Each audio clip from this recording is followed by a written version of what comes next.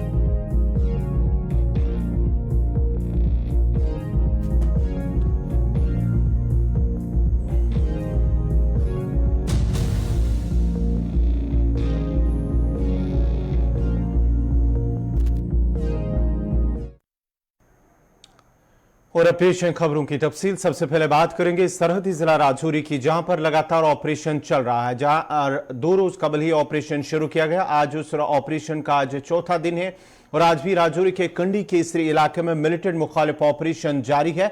और आज para commandos के साथ साथ दीगर फोर्सेस भी ऑपरेशन में शामिल हो रहे हैं, वो भी हिस्सा ले रहे हैं। जबकि हेलीकॉप्टरों के साथ साथ स्निफर कुत्तों और ड्रोन का भी इस्तेमाल अमल में लाया जा रहा है। फोर्सेस की जानिब से एक वसी इलाके का मुहासरा किया गया और जख्मी मिलिटेंट की तलाश भी बड़े पैमाने पर जारी है।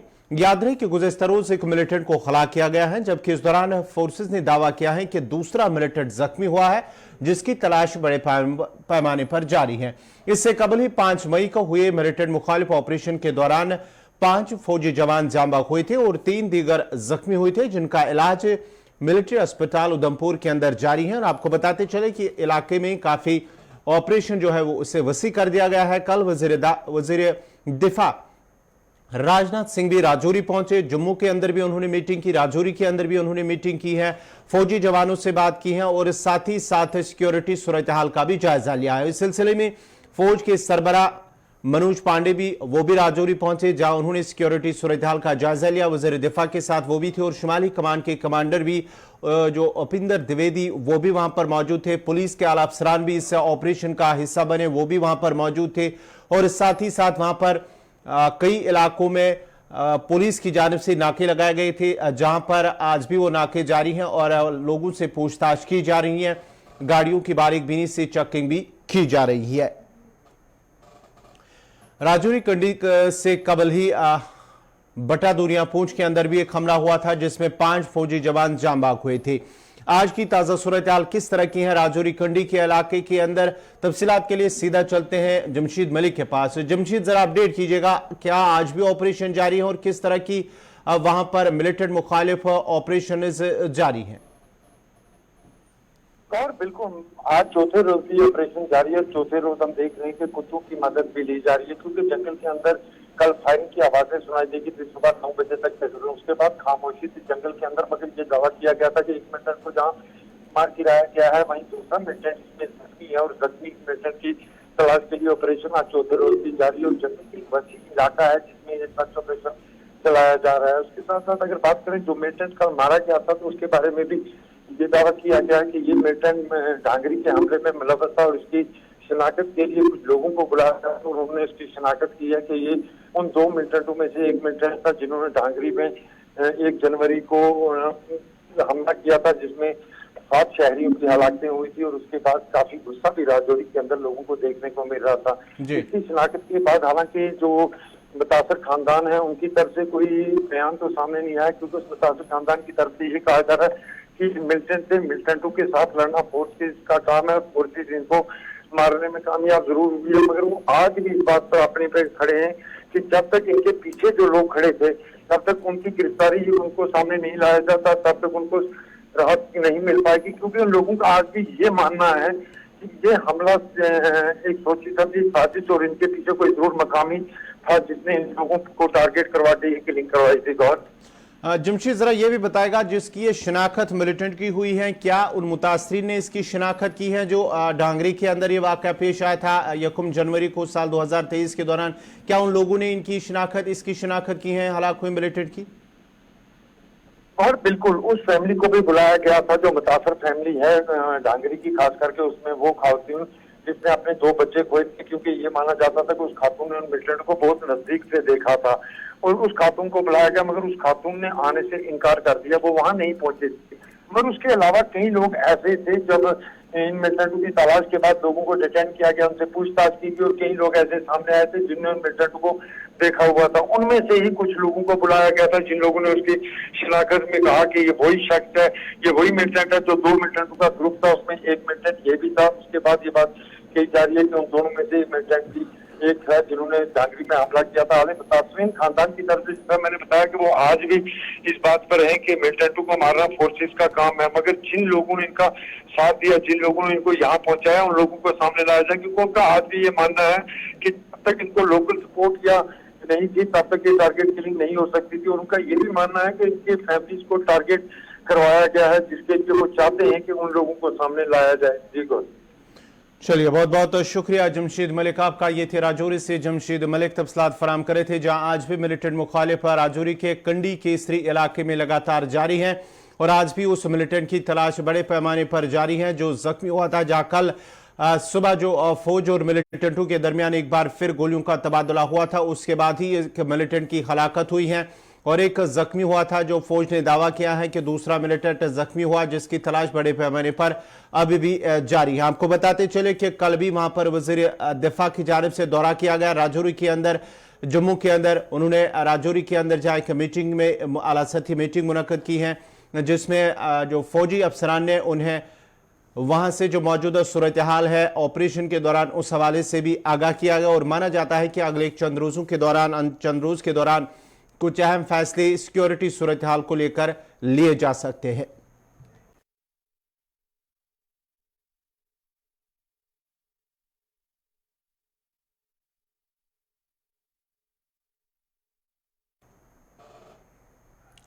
बढ़ते आगे बात जरा वादे की भी करते हैं, क्योंकि श्रीनगर के अंदर G20 इजलास शुरू होने जा रहा है और श्रीनगर में G20 इजलास से कबल ही जहां तैयारियों को हतमी शक्ल दी जा रही है, वही मुख्तलिफ स्टेक होल्डर्स के साथ भी मुलाकातों का सिलसिला जारी है, जिनमें हाउस बोट एसोसिएशन के साथ साथ शिकारा वाले भी शामिल हैं और इजलास से जम्मू कश्मीर की सयाहत की सलाहियत को आलमी सतह पर फरोग देने का एक बेहतरीन मौका करार दिया जा रहा है, क्योंकि यह दुनिया को दिखाएगा कि मरकज के जेर इंतजाम इलाका सबके लिए एक शानदार मंजिल है। ये इवेंट आलमी सतह पर इसे फरोग देने का एक बड़ा मौका है। यह तकरीब दुनिया को दिखाएगी कि जम्मू कश्मीर सबके लिए आने और लुत्फ अंदोज होने के लिए एक शानदार मंजिल है। इस सिलसिले में इंतजामिया की जानिब से मुख्तलिफ इकदाम भी उठाए जा रहे हैं और साथ ही साथ कई जो लोग इसके साथ जुड़े हुए हैं, चाहे हाउस बोट एसोसिएशन के लोग हैं, हाउस बोट मालिकान है या शिकारा वाले हैं, इसके साथ जुड़े हुए हैं, उनके साथ भी मीटिंगें हुई हैं। मुलाकातों का सिलसिला आज भी जारी है। इस खबर पे मजीद तफसीलात के लिए सीधा चलते हैं अपने नुमाइंदे फैसल रियाज के पास। फैसल, जरा अपडेट कीजिएगा कि जहां हम बात कर रहे हैं G20 के हवाले से, किस तरह की तैयारियां श्रीनगर के अंदर देखी जा रही हैं और क्या कुछ इकदाम उठाए जा रहे हैं? देखिए बिल्कुल गवर, आपको पता होगा कि टूरिज्म, थर्ड ग्रुप टूरिज्म की जो मीटिंग यहाँ पे होने वाली है G20 के बैनर के तले, जो कि एक बड़ा इंटरनेशनल इवेंट जम्मू कश्मीर में होने वाला है, खासकर श्रीनगर में होने वाला है। इसके लिए पहले ही जो तैयारियां मुकम्मल हो चुकी थी और मीटिंग का सिलसिला जो है वो लगातार जारी है। चाहे वो LG साहब की मीटिंग हो, जिन्होंने हाल ही में यहाँ के सिविल सेक्रेटरीट में एक मीटिंग ली थी तमाम ऑफिसर्स के साथ, और कल भी जिस मीटिंग का आपने जिक्र किया कि जो भी स्टेक होल्डर्स है टूरिज्म के, जहाँ पे शिकारा वाले, हाउस बोट वाले या टिकट ओनर्स, होटलियर, सभी वहां पे मौजूद थे। और उनकी मीटिंग जो है सेक्रेटरी टूरिज्म आबिद रशीद के साथ हुई। और मीटिंग का जो मेन मकसद था वो ये था कि किस तरीके से वो यहाँ पे समिट होने वाले और किस तरीके से फायदा जो यहाँ पे मिलेगा। और वहां पे ये भी निकलकर सामने आया था कि हर महीने अब सैटरडे के दिन इस तरीके की मीटिंग रोज होगी वहां पे, हर सैटरडे, एक महीने की सैटरडे में वहां पे ये मीटिंग होगी, जहां पे सभी स्टेक होल्डर्स को बुलाया जाएगा, वार्तालाप होगा और किस तरीके से टूरिज्म इंडस्ट्री को आगे बढ़ाया जाए उस पर बातचीत होगी। और वही जो इस वक्त एक मसला बना हुआ था कि जैसे ही यहाँ पे समिट होगी, क्या उस दौरान टूरिस्ट को यहाँ पे आना है या नहीं आना, या किसी तरह की कोई रेस्ट्रिक्शन लगेगी टूरिस्ट पे, या बिल्कुल नॉर्म रहेगा। तो उस पर भी जवाब देते हुए आबिद रशीद ने कहा था कि किसी तरह की कोई पाबंदी टूरिस्ट पे नहीं होगी, चाहे वो नेशनल हो, इंटरनेशनल हो, जो भी टूरिस्ट आएगा आज यहाँ पे उसको बड़ी बेहतरीन तरीके से उसको वेलकम किया जाएगा, किसी तरह की कोई पाबंदी नहीं रहेगी, ताकि जो ये समिट होने वाले ना भी इस पे कोई असर पड़ेगा और ना ही उन टूरिस्ट के लिए जो कि इसके बाहर यहाँ पे आने वाले जो यहाँ पे घूमने आते हैं। यानी जो तशवीश थी स्टेक होल्डर्स में, चाहे वो शिकारा वाले है, हाउस बोट ओनर्स है या बाकी जो यहाँ पे टूर ऑपरेटर्स है, उनने तशवीश थी कि शायद उन दिनों रेस्ट्रिक्शन रहेगी, यहाँ पे टूरिस्ट का फ्लो नहीं है। लेकिन उस चीज को क्लियर किया गया कि उस दिन भी अच्छे से टूरिस्ट आ सकते हैं, वो घूम सकते हैं और हर एक इलाके में वो जा सकते हैं। अब जहां तक G20 की बात हो कि 3 जगह जो बड़ी इंपॉर्टेंट G20 के लिए मानी जाती है, चाहे वो गुलमर्ग की बात हो, SKICC बात हो या डल लेक की बात है, इन 3 जगहों का जो शेड्यूल बाकायदा तौर पर दिया गया है।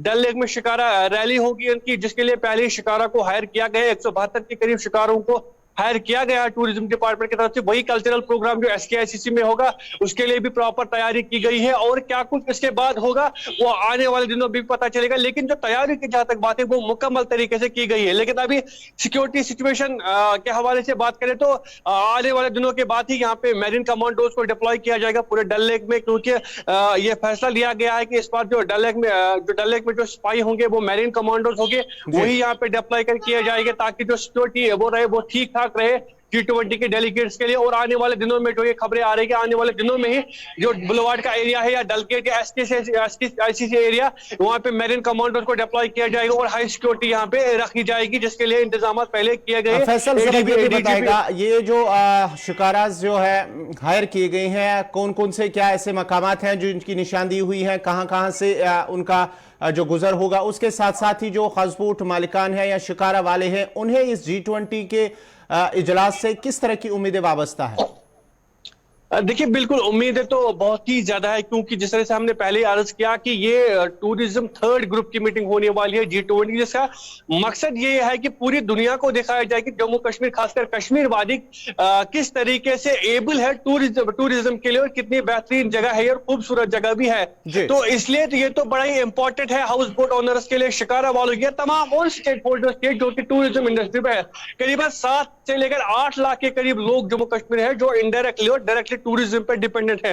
तो अब आप खुद अंदाजा लगा सकते हैं उनमें कितना उत्साह है और कितना इंपॉर्टेंट उनके लिए है। और वही अब बात रही शिकारा, यानी जो रैली वो कहां से होगी, घाट नंबर 1 पे जो वहां पे 40 नावों को हायर किया गया, वही उसी के साथ जितने भी घाट है वहां से हर एक जो एसोसिएशन है उनके हर एक एसोसिएशन से नाये ली गई है, शिकारा ली गई है। और जो सैर होगी वो बिल्कुल डल के अराउंड डल में ही होगी, क्योंकि डल बहुत ही बड़ा वसी एरिया है। और जो खासकर जो SKICC वाला कटर एरिया है उसी में लगातार लगभग जो ये रैली होगी, और जिसके लिए सिक्योरिटी इंतजाम तय किए गए। और अगर हम साफ सफाई की बात करें, डल पहले ही बहुत ही खूबसूरत दिख रहा है और आज भी यहाँ पे जो है डल की साफ सफाई हो रही है और लगातार इसको मॉनिटर किया जा रहा है। तो ये एरिया हो वो बड़ा ही खूबसूरत हो। इसके साथ जो स्मार्ट सिटी के काम भी चल रहे हैं उन पे भी बड़ी पेशरफ्त हो रही है, बड़ी तेजी लाई जा रही है। और मीटिंग से पहले तमाम तर प्रोजेक्ट जो है कंप्लीट हुए, खासकर जो बुलवार्ड एरिया है यहाँ पर भी अभी फुटपाथ बनाए जा रहे हैं, रोड बनाए जा रहे थे, उन पे भी काफी तरह काम जो इस वक्त तेजी से चल रहा है। और उम्मीद उम्मीद की जा रही है कि जल्द से जल्द उनको कंप्लीट किया जाए और जैसे डेलीगेट्स यहाँ पे आए उनको बाकायदा तौर पर खूबसूरती दिखनी चाहिए,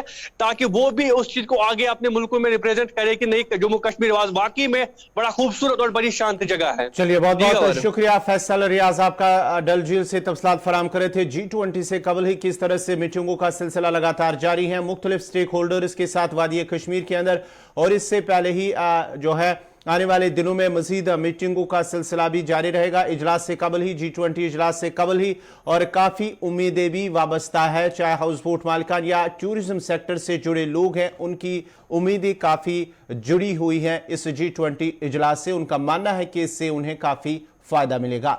बढ़ते आगे बात जरा जम्मू कश्मीर के मौसम के हवाले से। जम्मू कश्मीर के मौसम में आई तब्दीली के साथ ही जहां मुतअद्दिद मकामात पर बारिशें भी हुई हैं, कई बालाई इलाकों में हल्की बर्फबारी हुई है, वहीं कई मकामात पर तेज हवाएं चलने से नुकसान की भी खबरें मौसूल हुई है।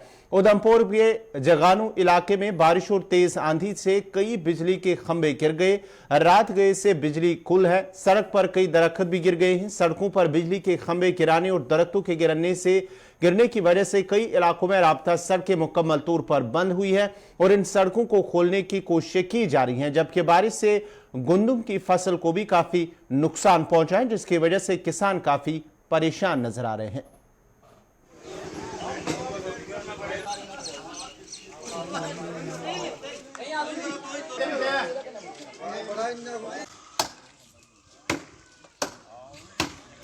सुशील सेठी है और ये जगानू मेन जगानू है, जहाँ पर जो कल की तेज हवा के कारण जहाँ पर जो बिजली के डिपार्टमेंट के खंभे गिरे हैं और जो तारें जहाँ पर नीचे गिरी हैं और कुछ जो फलदार वृक्ष थे वो भी टूट गए हैं, तो उसकी वजह से जहाँ पर काफ़ी ज़्यादा बिजली भी जो प्रभावित हो गई है। और ये खाली जगानू की बिजली प्रभावित नहीं हुई, जहाँ से लेकर बलेतर तक और भरमीन तक जहाँ से बिजली की सप्लाई जाती है वो सारी बंद हो गई है, यातायात ठप हो गया था, रोड भी बंद हो गया था। अब स्थानीय लोगों की मदद से जो जिनका जो पेड़ गिरे थे जो उन्होंने तो खुद काट लिए हैं, लेकिन मेरी कुछ डिपार्टमेंट के लोग भी जहाँ पर लगे थे उन्होंने भी इसमें मदद की। लेकिन मेरा कहना यह है कि जहाँ पर काफ़ी ज़्यादा नुकसान हुआ और ये काम बहुत बड़ा है, इसमें विभाग ने कुछ अन्य लोगों को भी यहाँ पर लाकर कुछ एक्स्ट्रा मदद लाकर लोकल लोगों की मदद से इसको जल्दी से जल्दी ठीक कर देना चाहिए। इसकी वजह से कम 15 से 20 पंचायतों की बिजली बंद हो गई है और कोई भी काम काज जो आटा चक्की या कुछ भी नहीं चलेगा। तो मेरी यही आपसे गुजारिश है कि जो उधमपुर डिस्ट्रिक्ट की जगानू जो है पंचायत है वहाँ पर ये बहुत बड़ा नुकसान हुआ है, इसकी जो जल्दी से जल्दी इसकी भरपाई की जाए। बारिश की वजह से जो भी कणक लोगों ने इकट्ठी की थी वो सारी भीग गई है, तो अभी नुकसान बहुत ज़्यादा हो रहा है लोगों का। तो इसलिए लोगों का मुआवजा वगैरह कुछ बनाया जाए जिससे लोगों को थोड़ी राहत मिल जाए। और ये बारिश से जो भी और ये खंभे वगैरह हवा चलने से गिर गए हैं, इनका भी थोड़ा जल्दी देखा जाए। और नीचे से पूरी लाइन बैठ गई है, उसको भी थोड़ा ठीक किया जाए। कितने 3 खंभे तो गिर गए हैं, बाकी 2 नीचे आधे बेंड हो गए हैं, तो रास्ता वो तार बिल्कुल नीचे आ गई है, उसको तार को भी उठाना पड़ेगा, तो सीधे भी करने पड़े। 5 खंभों का तो नुकसान है ही है। किसान ही अभी जानते हैं क्या क्या उनके साथ हो रहा है। बड़ी मुश्किल से वो साल भर तो देखते रहते हैं कि गेहूं होगी तो खाएंगे, तो अभी बहुत ही ज़्यादा नुकसान हो गया इससे। बारिश से तो पूरा ही नुकसान हो गया गेहूं।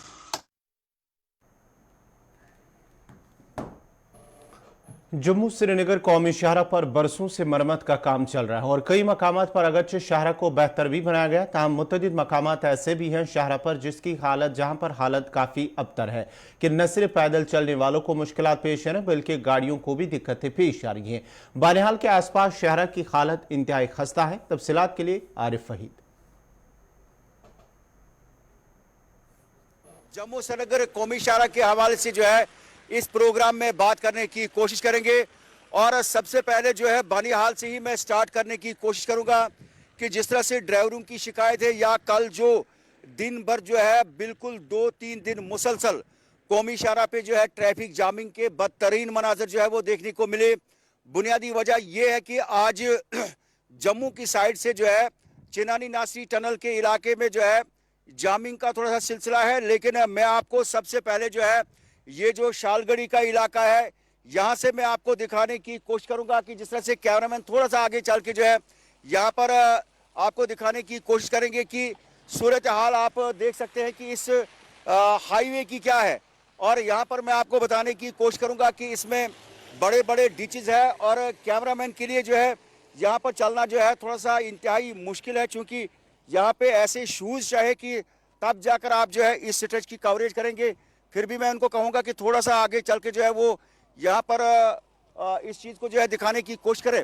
लेकिन आप देख लीजिए जो बाइकर्स है उनको भी जो है बड़ी दिक्कतें हो रही है, और जो आप स्ट्रेच देख रहे हैं ये कटिंग वगैरह करके जो है इसको छोड़ा गया है, और ये हालात जो है यहाँ पर इस जो नेशनल हाईवे की जो है वो इंतहाई बुरी है। और मैं आपको बताने की कोशिश करूँगा कि इस तरह की जो लोकेशंस है वो बहुत सी जगहों पे है जहाँ पर हालात जो है हाईवे की इंतहाई बुरी है। और उसमें मैं आपको बताने की कोशिश करूँगा कि जब इस वाले स्ट्रेच में जब यहाँ से जो है ऐसी सरफेस पे जो है मुतअद्दिद जगहों पे जो है जो गाड़ियाँ चलती है, तो उसमें मुतअद्दिद बार जो है वो बड़ी जो गाड़ियाँ हैं वो ब्रेक डाउन हो जाती है, और जिसकी वजह से जो है छोटे बच्चे बुजुर्गों को जो है यहाँ पर भूखा प्यासा जो है हाईवे पे जो है वो रहना पड़ता है। लेकिन हालात जो है इस हाईवे की जो है वो इंतहाई बुरी है।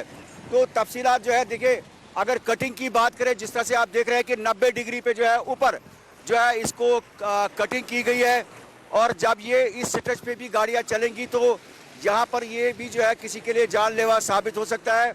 और इसीलिए जो है यहाँ पर कहीं ना कहीं पे सवाल भी उठाए जा रहे हैं कि प्रोफेशनल तरीके से जो है हाईवे पे कटिंग भी होनी चाहिए, और जो इस तरह के जो बदतरीन जो सरफेस के मामला जो है वो लोगों को देखने को मिल रहे हैं, तो उसमें जो है लोगों को बचाया जा सकता है।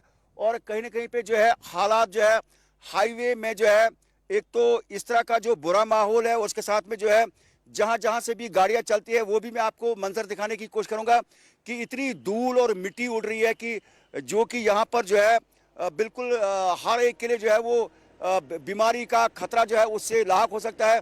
मैं आपको मजीद जानकारी आप तक लाने की कोशिश करूंगा, आप हमारे साथ रहिए। चले, कई टूरिस्ट क्या फील करते हैं इस रामबन बानिहाल स्ट्रेच को लेकर, हाईवे को लेकर? सुर्खियों में रहता है। आजकल साल 2023 है, कई सालों से काम भी चल रहा है हाईवे पे, हालात आपके सामने हैं। लेकिन यहाँ पर कई टूरिस्ट जो फॉरेन है, हमारी मतलब ये देश के हैं, इनसे बात करेंगे। सर, आपका वेलकम है।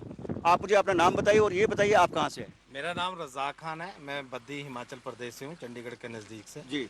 यहाँ हम श्रीनगर आए थे घूमने। जी। मैं अक्सर आता रहता हूँ, साल में 1 या 2-3 बार, लेकिन ये पिछले 4 सालों से हम यही हाल देख रहे हैं। जी।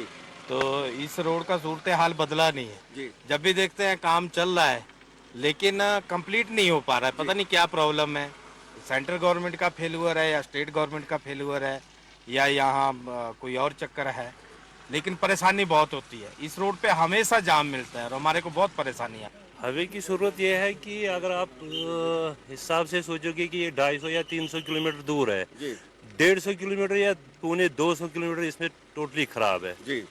अगर जहाँ 1 घंटा लगेगा वहाँ हमें 3 घंटा देना पड़ता है। जहाँ पर आप ये खड़े हैं इसको शालगढ़ी बोलते हैं, इसी तरह का वगन का इलाका है। आप रोज हाईवे पे चलते हैं तो ये जो माहौल आप देख रहे हैं, इससे कितनी परेशानी होती है ड्राइवरों को, जो मैकेनिकल प्रॉब्लम या जो कहीं पे पट्टे वगैरह टूटने के जो मामला होते हैं? ये तो सारा प्रॉब्लम है गाड़ी पे ही आता है। ऊपर से पैसेंजर को उनको जल्दी होती है किसी जगह पर पहुंचने में, वो पहुंचते नहीं, 2 घंटे 3 घंटे के बाद पहुंचते, लेट इतना होता है उनको। ये मुझे नहीं लगता कि ये हाईवे है, ये समझ लो कि कोई लोकल रोड है। ये कहाँ है हाईवे? ये जो रोड है ये बहुत खस्ता हाल हो चुका है, ट्रकों को भी बहुत नुकसान होता है इस रोड से चलने में। ये टोडा के बदरवा में एसआई कार्रवाई करेगा और इस सिलसिले में सरहद के उस पार एक मिलिटेंट जो है मोहम्मद हुसैन खतीब के रिहायशी मकान को सील किया जाएगा। हुसैन खतीब की अदालती नोटिस के बाद जायदाद की कुर्क की जाएगी। पुलिस की जानिब से खतीब पर डोडा किश्तवाड़ में हमला करने का इल्जाम है। खतीब मोहम्मद हुसैन खतीब जो कि सरहद के उस पार पाकिस्तान में इस वक्त मुकीम है, बदरवा के इलाके के अंदर एसआई अब उनकी जो जायदाद है उसे सील करेगा, क्योंकि पहले ही अदालती हुक्मनामे के मुताबिक उन्हें इस हवाले से आगाह किया गया कि अगर 1 माह के अंदर अंदर वो सरेंडर करता है तो नहीं तो उसके खिलाफ कार्रवाई की जाएगी। बदरवा के अंदर ये काफी सालों से सरगर्म है। पुलिस की जानिब से कहा गया है कि मुख्तलिफ हमलों में ये मुलविस पाया गया है। उस पर इल्जाम है कि मुख्तलिफ इलाकों के अंदर बदरवा डोडा के अंदर उन्होंने फोर्सेस पर हमला किया है, हमला करवाया है, जिस पर उनका ये इल्जाम है। और इस सिलसिले में ये तस्वीरें हैं, ये ताज़ा तस्वीरें हैं बदरवा के इलाके के अंदर, जहां पर अब उनके पोस्टर जो है वो चस्पा किए गए हैं। बदरवा के अंदर ये मिलिटेंट जो है ये पाकिस्तान के अंदर है। पुलिस की जानिब से कहा गया है कि सरहद के उस पार पाकिस्तान के अंदर इस वक्त मुकीम है। ताज़ा तस्वीरें हैं बदरवा के अंदर, जहां पर पुलिस की जानिब से उनके घर के बाहर इलाके के अंदर उनके पोस्टर चस्पा किए गए हैं और इस हवाले से वांटेड भी है। और इन हवाले से ये भी कहा जा रहा है कि अगर ये 1 महीने के अंदर अंदर सरेंडर करता है, अगर नहीं तो उसके खिलाफ कानूनी कार्रवाई की जाएगी। लेकिन ये खबर आ रही है कि फिलहाल उसके घर को सील किया जाएगा। नाजरीन, इसी के साथ ही उर्दू खबरनामा इख्तिताम पजीर हुआ चाहता है। अपने मेजबान गौहर कुचे को इजाजत दीजिए। अल्लाह हाफिज।